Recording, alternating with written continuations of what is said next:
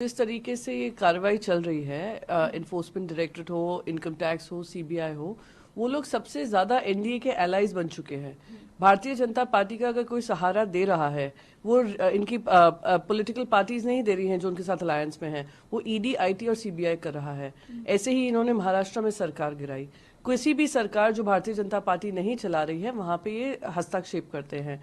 आंकड़े बताते हैं 2014 के बाद से ईडी का 4 गुना इजाफा हुआ है इन्वेस्टिगेशंस में, और ऑपोजिशन के पे जो इन्वेस्टिगेशन हो रहा है वो 95% है।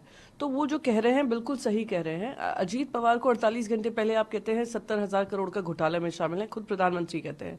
48 घंटे के अंदर अंदर वो बीजेपी के साथ मिल जाते हैं।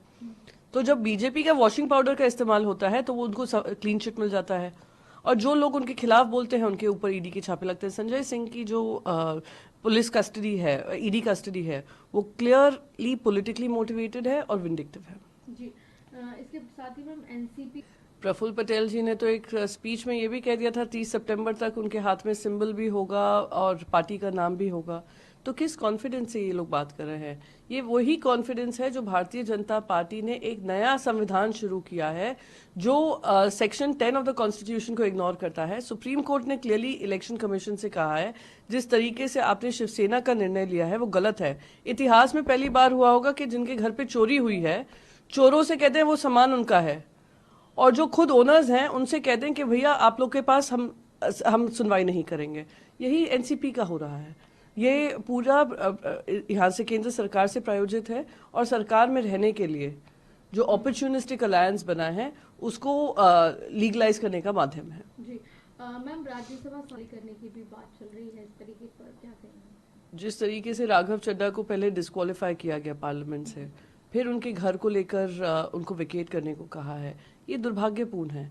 ये उसी क्रोनोलॉजी है जहाँ पे जो लोग विपक्ष में रहकर बुलंदी से अपनी आवाज़ उठा रहे हैं उनको सिलेक्टिव टारगेटिंग करना, सस्पेंड कर दें, फिर आप उनके घर ले लें, तो ये गलत है। और जो मैं मानती हूँ विपक्ष को सम्मान मिलना चाहिए, वो केंद्र सरकार में बिल्कुल उसकी मंशा नहीं है। जी, पर ये कहा जा रहा है कि जो घरों में मिला वो कैटेगरी का नहीं है, जो सांसदों को, राज्यसभा सांसदों को दिया जाएगा। आप अगर रिकॉर्ड चेक करेंगे लोकसभा और राज्यसभा का, आपको पता चलेगा कितने लोगों को आउट ऑफ टर्न अपॉइंटमेंट्स, वो अलॉटमेंट्स मिल जाते हैं, कितने लोगों को ऐसे टाइप के हाउसेस मिल जाते हैं जो उनकी श्रेणी में नहीं होता है। तो एक जन को टारगेट करना, मैं मानती हूँ कहीं ना कहीं ये एक विंडिक्टिव एटीट्यूड दिखा रहा है सत्ताधारी पार्टी का।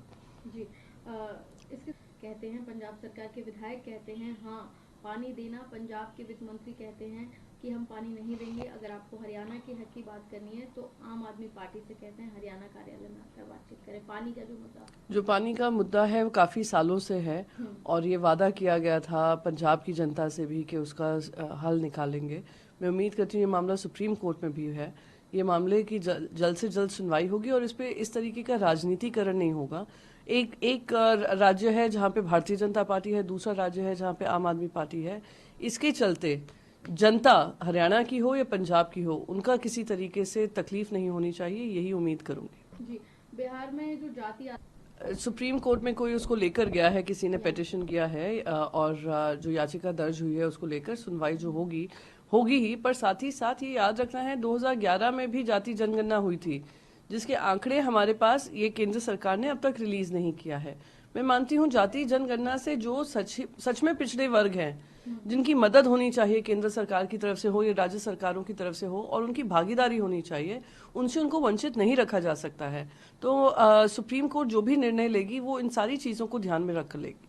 राजस्थान के मंत्री हैं, आने वाले चुनावों में हार रही है। बिल्कुल हारेंगे, क्योंकि जनता भी देख रही है किस तरीके से विपक्ष को वो किसी तरीके की सवाल पूछने का अधिकार ही नहीं दे रहे हैं। विपक्ष